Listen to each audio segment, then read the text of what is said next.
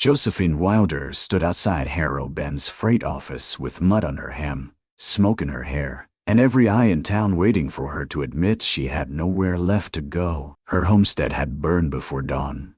Her uncle's debt had followed her like a brand. And when she lifted her chin and whispered, "I only need one honest chance," a man near the hitching rail laughed so hard his coffee spilled. Then Weston Farrow, quiet as winter timber and twice as hard to read, stepped from the shadow of his dun horse and answered with one word that changed the street. "Stay." Not soft, just certain enough to make shame loosen his grip. "Before we open the door to this dusty town, tell me your country in the comments. Subscribe if you love Western romances about public shame, unexpected rescue, and hearts that finally come home." The word hung over Harrow Bend like a church bell that had rung at the wrong hour. Josephine Wilder kept her hands clenched around the strap of a carpet bag so scorched along one side that the cloth had curled black. Everything she owned was inside it. One spare dress, a tin comb, a Bible with the front cover burned off, and a folded photograph of her mother standing beside a milk cow long since sold for feed money. Across the street, 3 men by the livery stopped pretending not to stare. 2 women outside the mercantile drew their shawls tighter, as if disgrace could blow from one body to another on the wind. At the edge of the freight platform, Gideon Pike leaned on his cane with a smile too small to be called friendly. "She cannot stay here," Gideon said. "Not unless Harrow Bend has taken to feeding thieves." Josephine looked at him then. The words struck, but she had already been struck by worse that morning. Fire eating the rafters above her bed, smoke burning her throat, the sound of her mule screaming against a tied rope before she cut it free. Her uncle Abner had vanished 3 nights earlier, leaving behind a debt note with Gideon's name on it and a house that burned too quick to be an accident. "I'm not a thief," Josephine said. Gideon lifted the tip of his cane toward her carpet bag. "Then open that and show us my strongbox." A murmur went through the crowd. Josephine's fingers trembled, but she did not release the strap. "I have no strongbox. Your uncle stole from me before he ran," Gideon said. "A man like Abner Wilder does not leave town without passing his guilt to blood. My blood is not his sin." That was when Elias Grubb, the man near the hitching rail, laughed again. Pretty words from a girl with soot on her face and no roof to sleep under. Josephine felt the heat rise to her cheeks. Soot, shame, hunger, and exhaustion all pressed against her at once. The train west had left without her at noon, while she stood in the sheriff's office trying to explain a fire nobody cared to question. The station master had told her the next train would not pass for 4 days. 4 days might as well have been a year when a woman had no money, no kin, and half a town ready to believe the worst. Weston Farrow had not moved since saying stay. He stood beside his horse with one gloved hand resting on the saddle horn. He was tall, but not showy, broad from work rather than pry, with a dark hat pulled low and dust along the hem of his coat. Folks in Harrow Bend knew him as a man who bought supplies, paid on time, and spoke so little that people filled the silence with guesses. His ranch lay north beyond Bitter Creek, where the wind ran clean and hard over winter grass. Gideon turned to him. "You offering to stand surety for her, Farrow?" "No." Josephine's heart dropped before she could stop it. Weston's eyes did not leave Gideon's face. "I am offering work. That girl, she has 2 hands, she has a debt, she has a name." The street quieted. Josephine looked at Weston then, truly looked, and found no softness in his expression. That should have hurt. Instead, after the pitying faces and the cruel ones, his restraint felt like a plank across deep water. Gideon's smile thinned. "You take her to your place, and you take what follows." Weston nodded once. "I figured." He stepped to the boardwalk and picked up a sack of flour he had bought from the mercantile. Without asking, he placed it in the back of his wagon, then set his rifle beside it. Only after that did he look at Josephine. "Can you cook?" "Yes, milk, is mend, harness, I." Mend harness. If I am shown. He studied her a moment. I pay fare, food, a room, and wages after the first week if you stay. If you stay. The words did not sound like a trap. But Josephine had learned that traps often wore ordinary clothing. I do not want charity. I do not give it. That stung in a way she could not name. She wanted kindness, but not if it came with a lowered eye and a handout. She wanted mercy, but not if it made her small. Weston Farrow had offered neither pity nor praise, only a place where work might count for something. A gust of wind pushed soot loose from her hair. Josephine reached up, found a burnt straw tangled near her temple, and pulled it free. Elias Grupp snorted, and one of the mercantile women looked away. Weston opened the wagon's side gate. Ride in the back or on the seat, your choosing.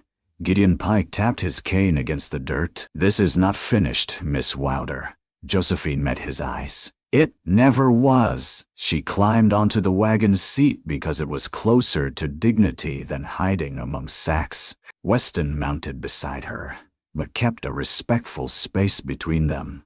The horses stepped forward, wheels groaning over frozen ruts. No one cheered. No one blessed her. No one apologized. As Harrow Bend slipped behind them, Josephine kept her gaze fixed on the road ahead. She would not cry where the town could see. She would not cry beside a stranger who had given her a chance with the same tone he might use to buy oats. Only when the last building fell behind a stand of cottonwoods did Weston speak. You hungry? Josephine's stomach clenched at the question. She had not eaten since the night before, and even then it had been cornbread scraped from a skillet. Pride rose before honesty, but pride had not saved her house. Yes, she said. Weston reached behind the seat, broke a biscuit from a cloth bundle, and held it out. He did not look at her while he did it. That small courtesy nearly undid her. She took the biscuit and ate slowly, though she wanted to devour it. After a mile, he said, Storm coming.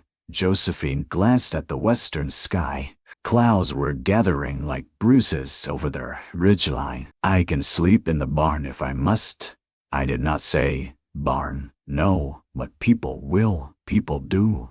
He said it so flatly that Josephine almost laughed, but the sound would have broken into tears if she tried. She held the biscuit in both hands, feeling its warmth fade into her palms. The Farrow Ranch appeared near dusk, spread low and sturdy beneath a line of dark pine. A main house of weathered timber sat back from the yard, with a barn, smokehouse, chicken coop, and bunkhouse arranged around it like practical thoughts. Light shone in the kitchen window, gold against the blue of evening. Cattle bawled somewhere beyond the corrals. A dog barked once, then came running, tail high. A woman in a gray dress stepped onto the porch. She was near 50, thin as a fence rail, with silver streaking her dark hair and a dish towel in her hand. Her eyes went from Weston to Josephine, then to the scorched carpetbag. Weston, she said, and Ruth, this is Josephine Wilder. She needs work. The older woman did not ask why. Josephine smelled of smoke. She did not look over her shoulder for witnesses. She only came down the steps and took the carpetbag from Josephine's hand as if it were any ordinary bundle. Kitchen's warm, and Ruth said, Come wash. Josephine's throat tightened. Ma'am, I can start tonight. You can wash tonight. Work waits better than people do. Weston's jaw shifted, as if he might object to the softness of it, but he said nothing. Josephine followed Aunt Ruth inside, past a table scrubbed pale from use and a stove breathing heat into the room. The smell of beans, coffee, and wood smoke wrapped around her so gently that for one dangerous second she could not move. A little girl sat at the far end of the table with a slate before her. She had dark curls, a solemn mouth, and eyes that measured everything. She stared at Josephine's singed hem. Did you come from a fire? The child asked, and Ruth gave a warning glance. Millie, Josephine swallowed. Yeah. Were you scared? Yeah.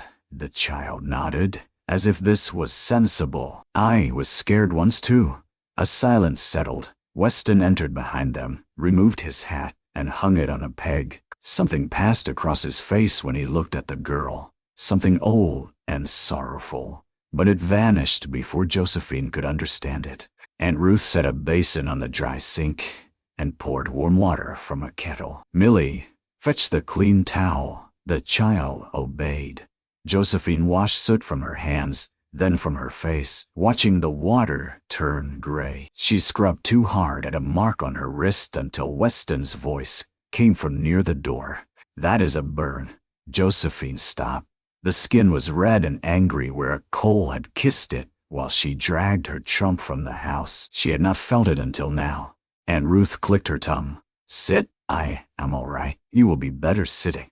That first night at Faro Ranch should have felt safe. Instead, Josephine lay in a small room off the kitchen, beneath a quilt that smelled of cedar, staring at a ceiling she did not know. Every creak of the house sounded like judgment returning on horseback. Every gust against the window sounded like flames taking breath. She had work, she had food, she had a door between herself and the cold. Still, Weston Faro's offer troubled her. He had rescued her in public, yet done it with a distance that made the town's laughter echo louder. He had not said he believed her.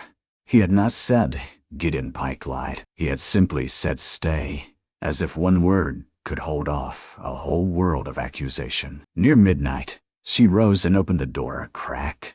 The kitchen was dark except for a low glow in the stove. Weston sat at the table alone, a ledger open before him, and one hand wrapped around a cup gone cold. He looked older in the dim light, not in years, but in burden. Josephine meant to retreat, but the floorboards spoke under her foot. Weston looked up. "Couldn't sleep?" "No, fire does that."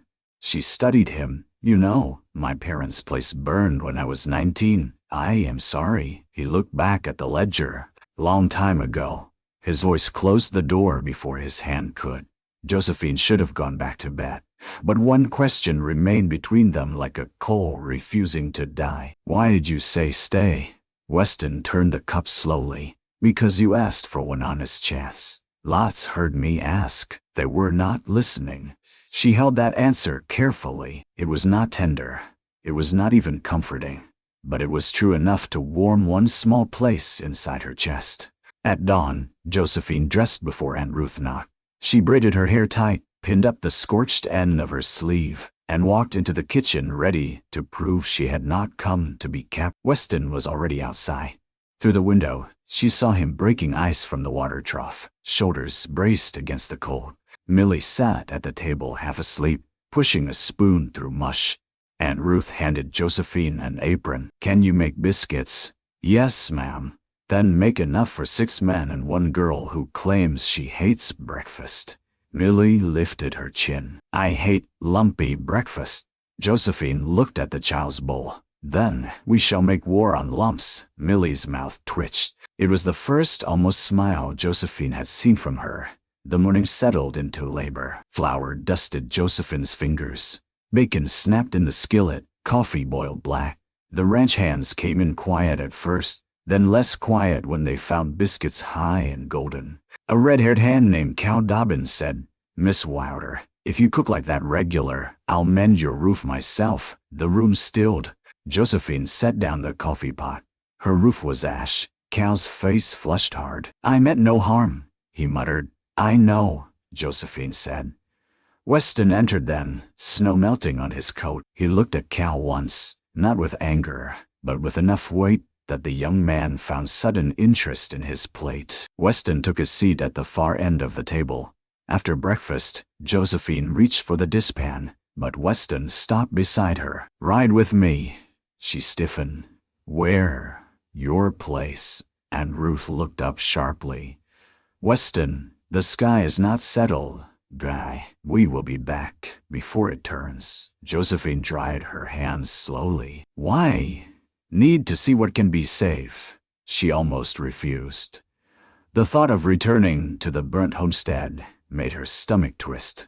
Yet, if anything remained, it belonged to her, not to Gideon Pike, not to the town, not even to the ashes. So she put on Aunt Ruth's spare coat, climbed into the wagon beside Weston, and rode south under a sky the color of lead. The Wilder homestead stood in a hollow beyond 3 cottonwoods, or what remained of it stood there. The stone chimney rose black and lonely from a heap of collapsed beams. Snow had begun to dust the ruin, softening edges that should not have been softened. Josephine climbed down before the wagon stopped. Her boots sank into mud, mixed with ash. For a while, she only stood there. Weston did not speak. That was mercy, though imperfect. Another man might have told her it could be rebuilt, or that she was lucky to live, or that the Lord had some purpose in it. Weston let the black bones of the house tell the truth. Josephine walked to where the front door had been. A china cup lay cracked in 2 near the step, her mother's cup. She bent to pick it up, and only then did the tears come. Not loud, not many, just enough to make the cold air blur. Weston turned away, giving her privacy without leaving her alone. They found little: a skillet warped by heat, a hinge, a silver thimble that had been her mother's, blackened but whole. In the corner where Abner kept his papers beneath a loose floorboard, Weston knelt and moved charred boards aside. Josephine, she came near. Beneath the ash lay a tin box, not Gideon Pike's strong box, but her father's old deed box, dented and smoke-stained. The lock had broken in the heat. Weston opened it with his knife. Inside were papers wrapped in oilcloth. Some edges had browned, but most had survived. Josephine recognized her father's handwriting on a folded deed. Then a railroad notice she had never seen before. Weston read silently, brow tightening. "What is it?" she asked. "Survey notice. Railroad company buying passage rights along your lower pasture. That pasture is worthless scrub. Not to a railroad." A sound came from behind them. Snow slid from a beam, or so Josephine thought, until Weston rose with his hand near his gun. A rider waited beyond the cottonwoods. Gideon Pike sat his black horse, coat collar turned up, cane strapped against his saddle. He looked at the tin box in Weston's hands. "Careful with stolen property," Gideon called. Josephine stepped forward. "This box was my father's. Your uncle pledged all Wilder holdings against his debt. He had no right to pledge land that was not his. He had possession. Possession is not ownership," Weston said. Gideon smiled. "You a lawyer now, Pharaoh? No, then. Do not speak beyond your schooling." Weston's face did not change. "I speak fine on my land and beside my wagon. This is Wilder land. Then you have less standing than I do." The insult was quiet enough that it took a breath for Gideon to feel it. His eyes hardened. "You will regret sheltering her." Weston closed the tin box and handed it to Josephine. "My bay." Gideon rode away before the snow thickened, but his threat stayed. By the time Weston and Josephine turned back toward the Farrow ranch, the wind had shifted north. Ice needled their faces. The horses leaned into their collars, and the wagon wheels slipped twice on hidden ruts. Josephine held the tin box in her lap. "You should have left me in town." Weston kept his eyes on the road. "No, they will say worse now. They were already saying what they wanted, and you do not care." His answer came after a long stretch of wheel sound and wind. "I care more than I show, for reasons she did not trust. That hurt more than comfort would have." She looked at him, but his gaze remained forward, and snow collected on the brim of his hat. By the time they reached the ranch, the storm had become a white wall. Weston helped Josephine down, his hand firm around her elbow for one brief second. It was the first time he had touched her. Not tenderly, not possessively, only to keep her from falling. Inside, Aunt Ruth scolded them both and wrapped Josephine's hands around a mug of coffee. Millie climbed onto the bench beside her and peered at the tin box. "Treasure?" she asked. Josephine looked at the blackened thimble in her palm. "My bay." Millie considered that. "Treasure is not always shiny." Weston, standing by the stove, went very still. Aunt Ruth's eyes flicked toward him with sorrow. Josephine noticed, filed it away, and said nothing. Days turned into a week, and the Farrow ranch did not become easy, but it became known. Josephine learned the squeal of the pantry door, the stubbornness of the north pump, the way the rooster attacked any skirt with confidence, but fled Millie's wooden spoon. She learned that Cal Dobbins sang hymns badly when currying horses, that Aunt Ruth could stretch one ham bone into 3 meals, and that Weston Farrow drank coffee like medicine without pleasure, because stopping to enjoy anything seemed to trouble him. He treated Josephine fairly. That was the problem. He gave instructions, not compliments. He paid attention without appearing to. If she carried too much wood, the next stack appeared closer to the kitchen door. If she ran out of lamp oil while mending, a fresh tin waited by the sewing basket. If Millie refused supper, Weston said nothing, but Josephine would find an apple cut into slices beside the chow's slate, as if food might enter under the flag of arithmetic. Small kindness, Josephine discovered, could be harder to accept than grand rescue.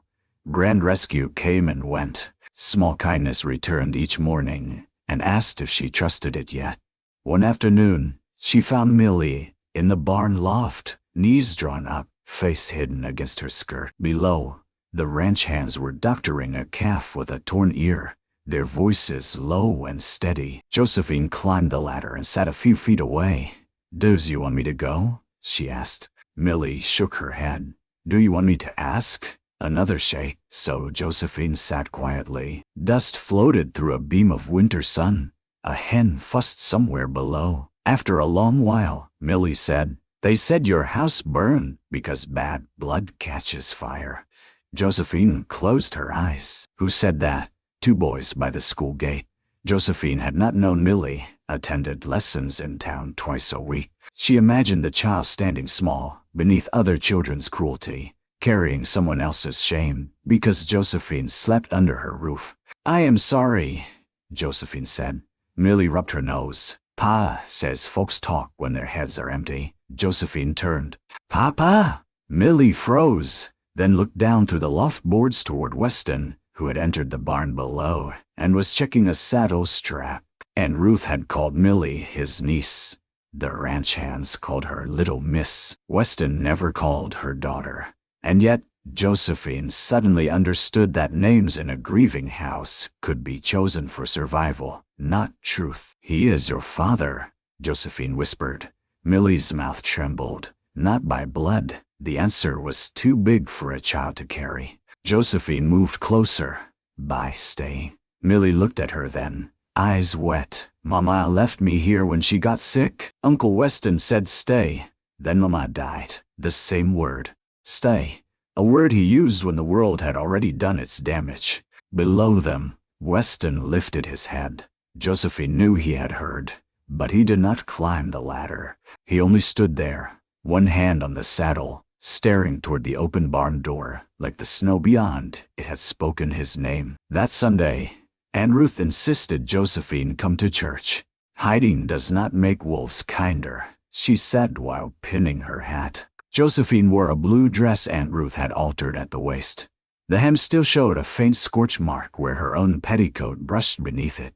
But she held herself straight. Weston hitched the team. Millie sat between Josephine and Aunt Ruth, gloved hands folded tight. Harrow Bend Church was small, whitewashed and full of people who believed Sunday manners could cover weekday sins. When Josephine entered, whispers moved along the pews.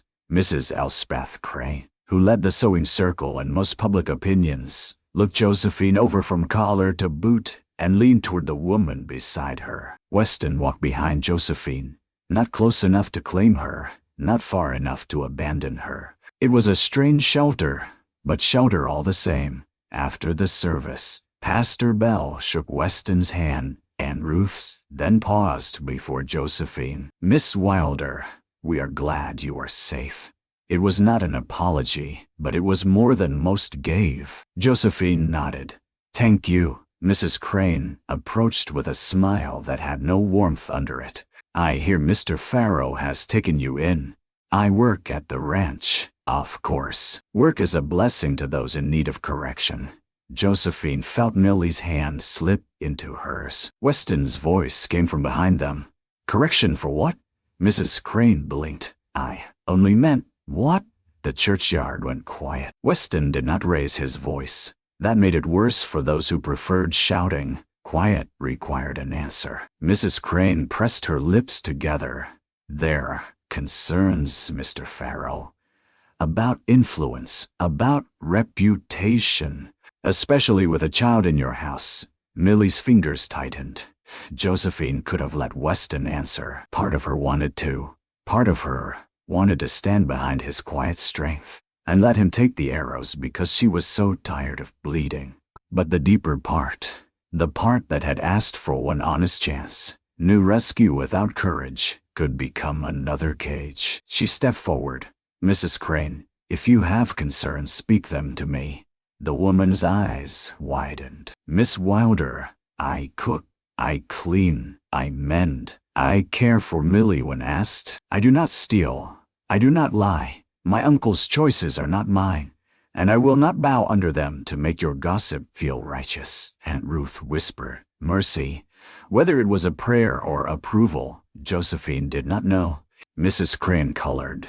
"I did not intend offense, Josephine said gently. "You did." Weston looked at Josephine then, and for the first time since the freight office, something like pride softened the edges of his face. That evening, the ranch felt different. Not easier, exactly, but cleaner, as if a window had opened. Josephine and Millie made stew while Aunt Ruth rested her knees by the stove. Weston came in late, snow on his shoulders, and set a paper-wrapped parcel on the table. "For you," he said to Josephine. She hesitated. "What is it? Gloves? Yours are split. I can mend them. Not enough leather left?" She opened the parcel. The gloves were plain, sturdy, brown. Not fancy, not intimate, useful. She ran her thumb over the seam. "I have not earned these yet," she said. "Then earn them tomorrow." Millie grinned into her stew. Josephine should have found that answer cold. Instead, it gave her a way to accept the gift standing upright. "Thank you." Weston nodded and went to wash. Later, while the others slept, Josephine found him in the barn, rubbing liniment into the shoulder of his dun horse. The lantern threw gold over the stall boards. Outside, snow ticked softly against the roof. "Millie told me some," Josephine said. Weston's hand stilled. She should not have had to. No child should. He capped the liniment and leaned his forearms on the stall door. For a while, he said nothing. Josephine waited, learning that with Weston, silence was often a locked gate, and pushing only made the hinges freeze. "My sister Clara came home carrying Millie," he said at last. No husband, no name she would speak. Town called her ruined before they called her sick. I thought if I kept quiet, it would pass. I thought answering would feed it. His face tightened.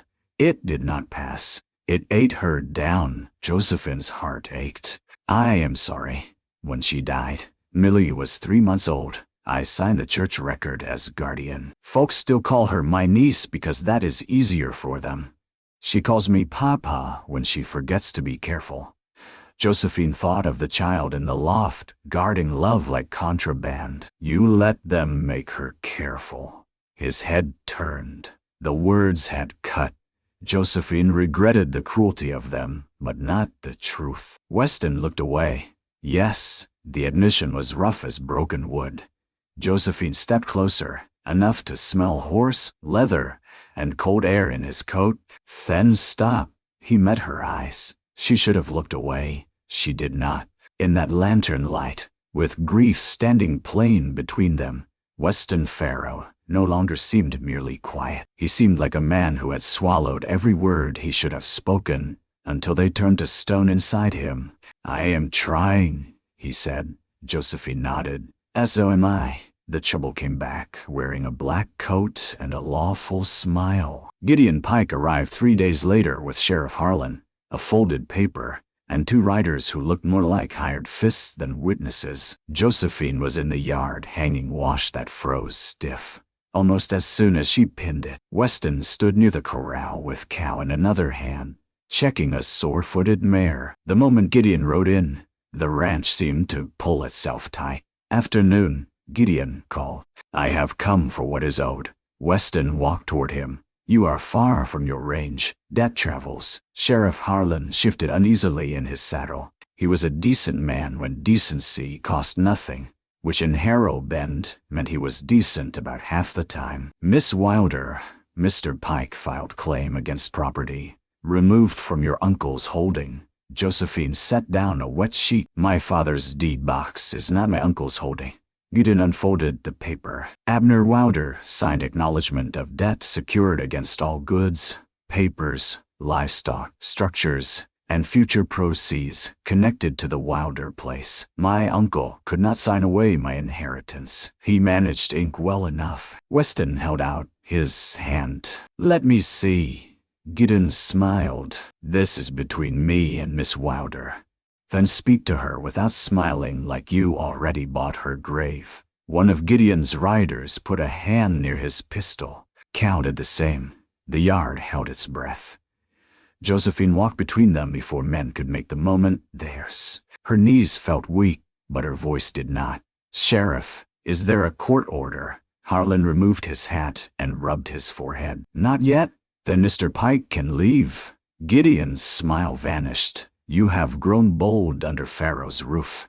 I have grown rested. Aunt Ruth appeared on the porch with Millie behind her skirts. Gideon saw the child and tilted his head. Careful, Pharaoh. Women with dirty names have a way of dirtying children.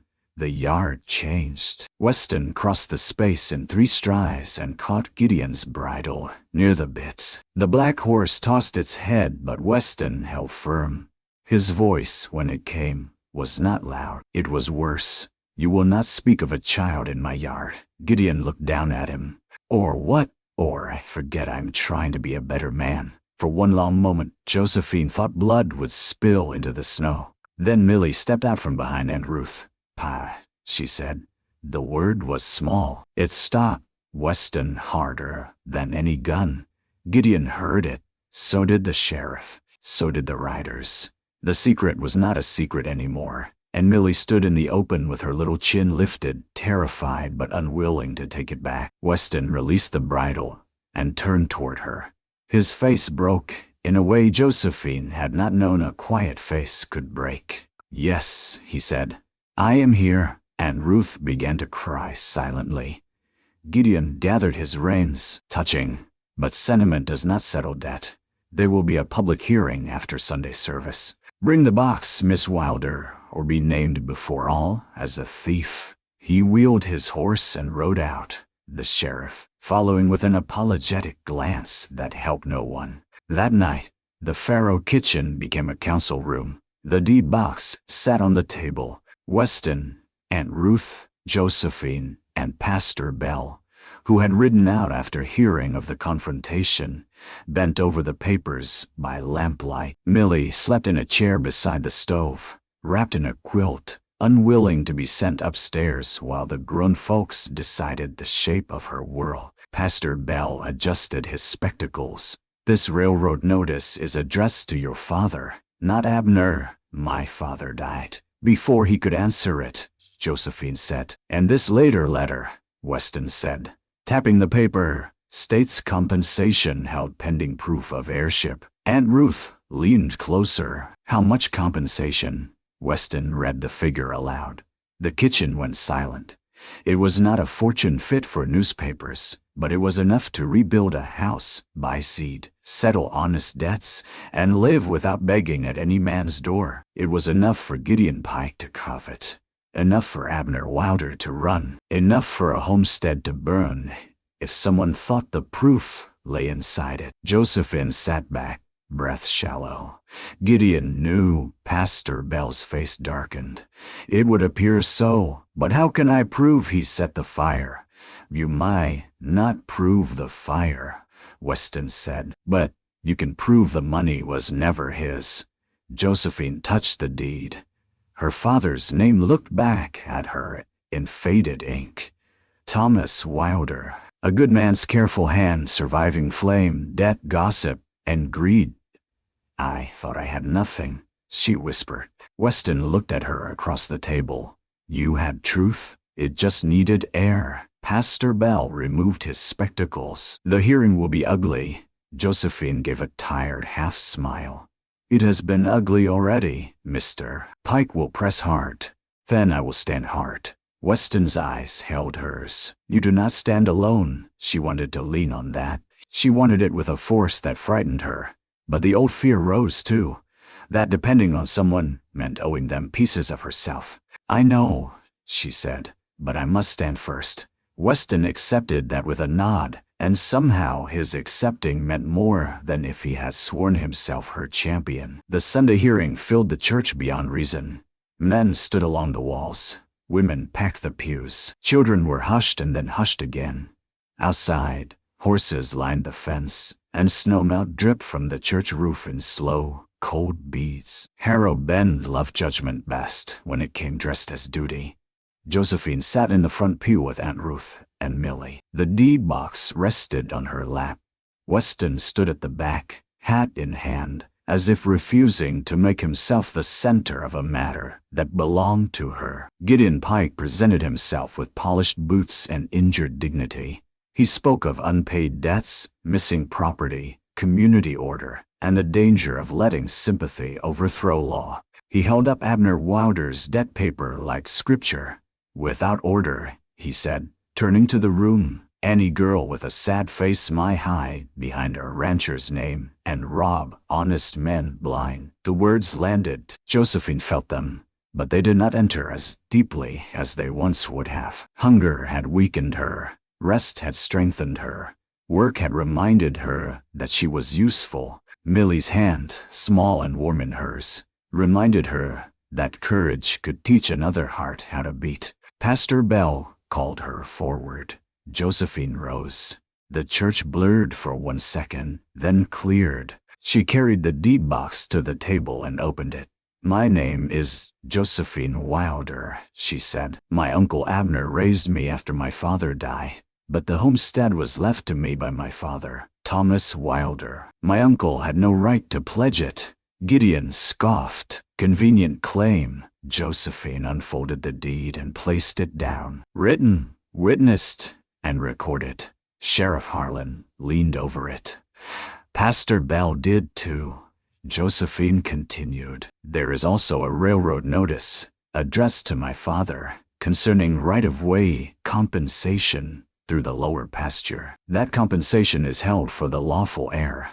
I am that heir. The church stirred. Gideon's face changed so quickly that anyone watching closely could see the truth before a word was spoken.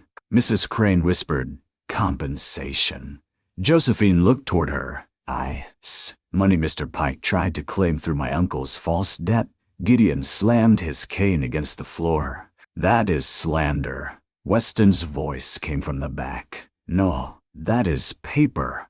All heads turned. He walked down the aisle, each step measured. He carried a second folded sheet. Josephine had not seen it before. Weston stopped beside her, but did not step in front. Cal found this under Gideon's rider. When the man got drunk at the livery last night, it is a copy of a letter from the railroad agent to Gideon Pike, refusing to release funds without Miss Wilder's signature. Gideon's eyes flashed. Stolen. Cal Dobbin stood from a rear pew. Won it in a card game off your man, actually. A few men coughed into their hands. Even Sheriff Harlan looked tempted to smile before duty caught him. Pastor Bell read the paper aloud in a careful voice. No long quotation was needed. The meaning was plain. Gideon had known Josephine's claim was rightful. He had known the money could not be his unless she was frightened, discredited, or gone. Josephine turned to Gideon. You called me a thief. His mouth worked. You called my blood dirty. He looked toward the door. You sent men to my burned home before the ashes cool. Sheriff Harlan straightened. Is that true, Mr. Pike? Gideon pointed at Josephine. That girl is twisting grief into theater.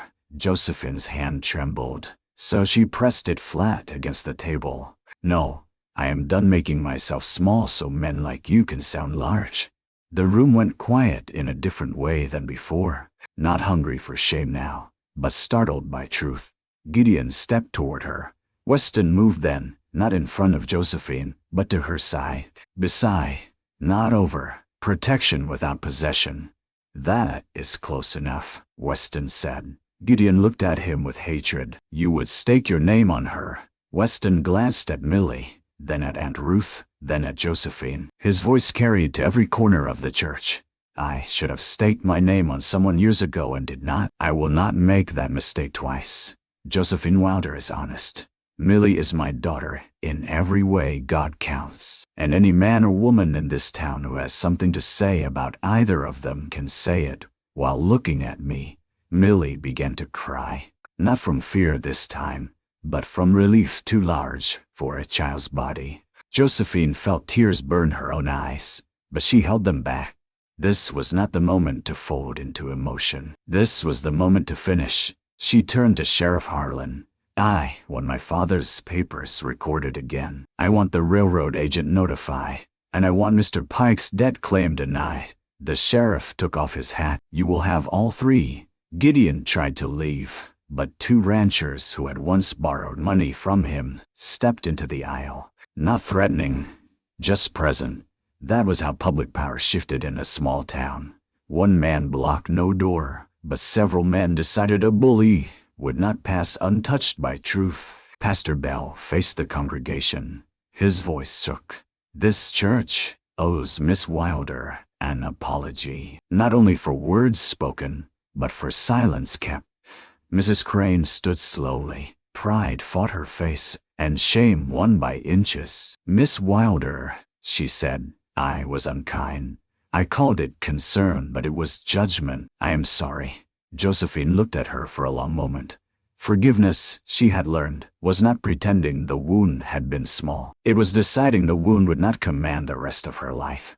Thank you, she said. Others followed. Not all. Some never would, but enough.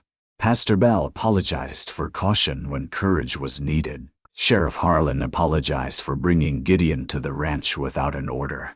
Elias Grubb, red-faced near the stove, muttered that he should not have laughed. Josephine accepted what was true and let the rest fall.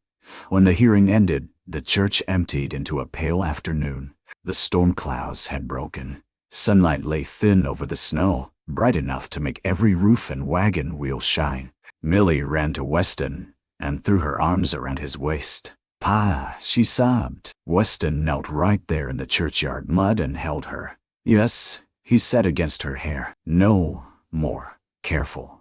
Josephine turned away to give them the privacy of a family becoming itself in public. But Aunt Ruth touched her arm. You helped bring that child home, she said. Josephine shook her head. Weston did. You both did. A month passed, and Harrow Ben changed in the uneven way towns do. Some faces softened, some stayed hard.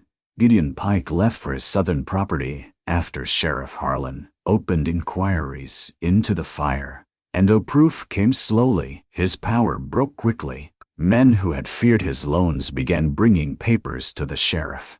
Women who had repeated his rumors began discovering that silence suited them better. The railroad money came through on a Friday, carried by a tired agent with ink-stained cuffs and no patience for crooked claims. Josephine signed her name with a steady hand. Not Abner's name, not a husband's name. Hers. She paid the honest portion of her uncle's debt, though Weston told her she did not have to pay a dead man's shame.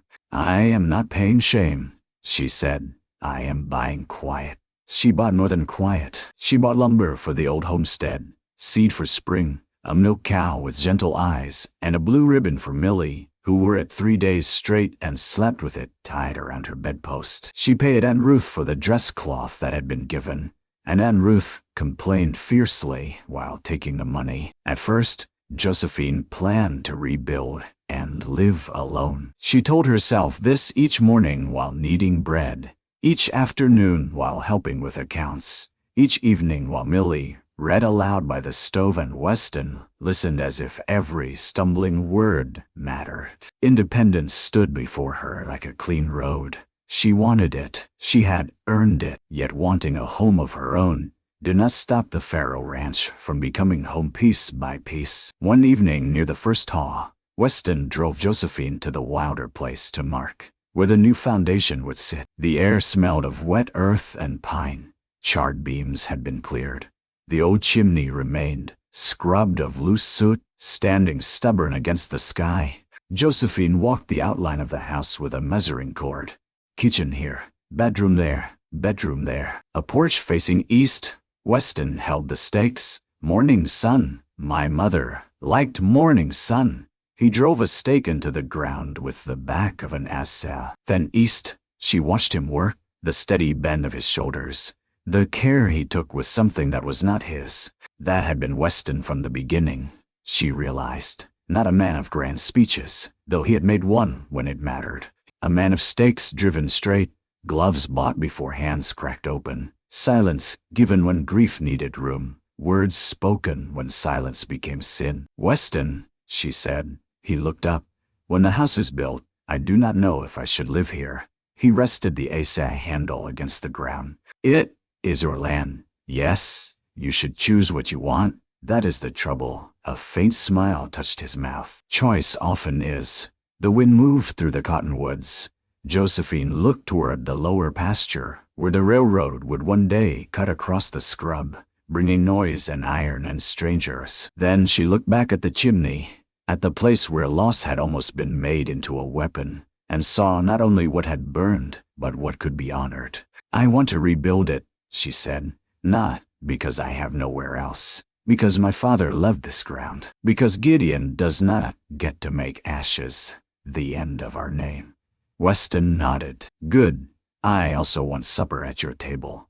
His eyes held still. Not as a hired girl forever, she said, feeling heat rise to her cheeks but refusing to look away. Not as someone pitied, not as someone rescued and kept. I want to come because I am asked and because I choose it. Weston's hand tightened around the AC handle. For a moment, he looked like words had crowded his chest, and he did not know which deserved to live. Then he said, Come tonight. Josephine laughed softly, surprised by joy. That is not what I meant, I know. He stepped closer, slow enough that she could step back if she wished. She did not. I have wanted to ask you to stay every day since the first, he said, but I would not make my roof another debt. Her eyes stung. It never was. I know that now. The space between them filled with birdsong and tall-wing earth. Weston removed his hat, turning it once in his hands. Josephine Wilder, when your house is built, let it stand. Let it be yours. Let it hold your father's name and your mother's morning sun. And when you wish, come home to Faro Ranch. Come for supper. Come for Millie's lessons. Come because Aunt Ruth needs someone to argue with over biscuit flour. Come because I am better with you near. And if someday you want my name beside yours, I will count that mercy. But I will not rush your choosing. Josephine had been offered things before. Charity with pity hidden under it. Work with suspicion tied to it. Safety with gossip circling outside. This was different. Weston offered room. Room for the past. Room for her courage. Room for love to arrive without stealing the ground beneath her feet. She reached for his hand. His palm was rough and warm around hers. I do not need a name to hide behind, she said. No, I do not need a man to answer for me. No, but I would not mind one who answers with me. Weston's smile came slowly, and because it was rare, it changed his whole face. I can do that. When they returned to the ranch, Millie ran from the porch with her ribbon crooked and her boots unlaced. Did you mark the house? Will it have a room for me? Aunt Ruth says I should not ask, but I am asking. Josephine knelt in the yard. It will have a room where you might sleep whenever you like. Millie threw her arms around Josephine's neck. Aunt Ruth stood on the porch pretending to scowl while wiping her eyes with her apron. Supper that night was simple. Beans, cornbread, fried potatoes, and apple preserves saved from autumn. Cal Dobbins told a story about falling into the creek and made Millie laugh so hard she hiccuped, and Ruth complained that laughter at the table led to poor digestion. Weston poured coffee and watched them all with quiet wonder, as if he had come upon a place he thought lost. After dishes, Pastor Bell arrived with Mrs. Crane and a basket covered in a white cloth. Josephine stiffened when she saw them, but Mrs. Crane did not step inside like a woman owed welcome. She stood at the threshold. "I brought quilt squares," she said, "for your rebuilding." From the sewing circle, Josephine looked at the basket. "That is Kai." Mrs. Crane swallowed. "It is late, but it is meant." And Ruth took the basket and sniffed. "Stitches better be straight." Mrs. Crane gave a small, startled laugh. The sound eased something. Pastor Bell cleared his throat. "There will be a notice read Sunday. The church recognizes Millie Farrow as Weston's daughter by guardianship, devotion, and the only kind of fatherhood that has stood in plain sight all along." Millie, who had been listening from behind Josephine's skirt, whispered, "Farrow?" Weston knelt before her. "If you want it." She touched his face with both small hands. "I want it." That spring, men from 3 ranches helped raise Josephine's new walls. Some came because they were sorry, some because Weston asked, some because Harrow Bend had begun to understand that public shame required public repair. Josephine fed them all from long plank tables beneath the cottonwoods. She worked beside them, sleeves rolled, hair pinned, hammer in hand. No one who saw her that day could mistake her for a girl waiting to be saved. Weston set the porch posts himself. Millie painted the first board blue by accident and cried until Josephine declared it the finest mistake in the territory. Aunt Ruth planted beans along the south fence and claimed she had no intention of tending them, which everyone knew meant she would tend them fiercely. On the day the roof was finished, Josephine stood inside the empty front room while evening light poured through the east windows. The house smelled of fresh pine, clay, and possibility. Her mother's cracked cup sat on the mantel, mended with a thin line of glue. The silver thimble rested beside it, polished clean. Weston came in carrying the old deed box. He had cleaned it, oiled the hinges, and fitted a new latch. "Thought this belonged here," he said. Josephine took it and set it beneath the window. "Thank you." He looked around. "It is a good house." "It is. Will you be lonely here?" The question was plain, but the worry beneath it was not. Josephine walked to the doorway and looked out. Millie was chasing the dog through the yard, and Ruth shouted advice nobody followed. Cal and the other hands were loading tools into the wagon. Beyond them, Harrow Bend's road ran toward town, no longer a road of exile, but one of return. "I was lonely before, because I had no place to be known," Josephine said. "Not because I was alone." Weston stood beside her. "And now I am known in more than one place."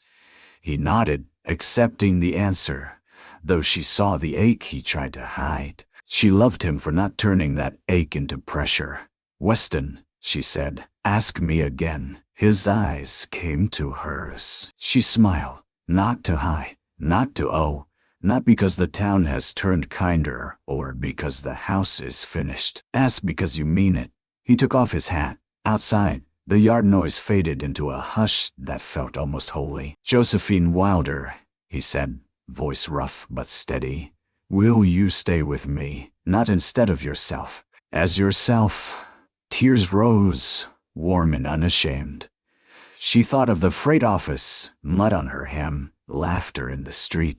One word thrown like a rope across the pit. She thought of biscuits, gloves, Millie's careful papa becoming public, Gideon's lies breaking under paper and courage. She thought of all the ways a heart could come home slowly, step by step, choice by choice. "Yes," she said, "I will stay." Weston did not seize her. He did not cheer. He simply closed his eyes for one breath, as if receiving grace, then held out his hand. Josephine placed hers in it. Outside, Millie saw and screamed loud enough to frighten the dog, and Ruth shouted, "Well, it is about time," though she was crying again. Cal threw his hat in the air and nearly lost it in the creek. There would be a wedding later, small and sunlit, with Josephine wearing a dress sewn partly from Mrs. Crane's quilt squares, and Millie standing between them with blue ribbon in her hair. There would be winters, Debts paid on time, calves born in storms, arguments over fence lines, laughter at supper, and two homes tied by one road. There would be hard days, because the frontier did not turn gentle simply because love entered it. But that evening, in the doorway of the house that had risen from ash, Josephine Wilder stood beside Weston Farrow and looked toward the ranch where lamplight waited. She was not the rumen girl from the freight office. He was not the silent man who had failed the dead by holding his tongue. Millie was not careful with her love anymore, and Ruth was not alone in keeping a family stitched together. They were chosen, all of them, not by blood alone or pity or need, but by the brave daily work of staying. And when the sun dropped behind the pines, Weston took Josephine's hand and walked her home.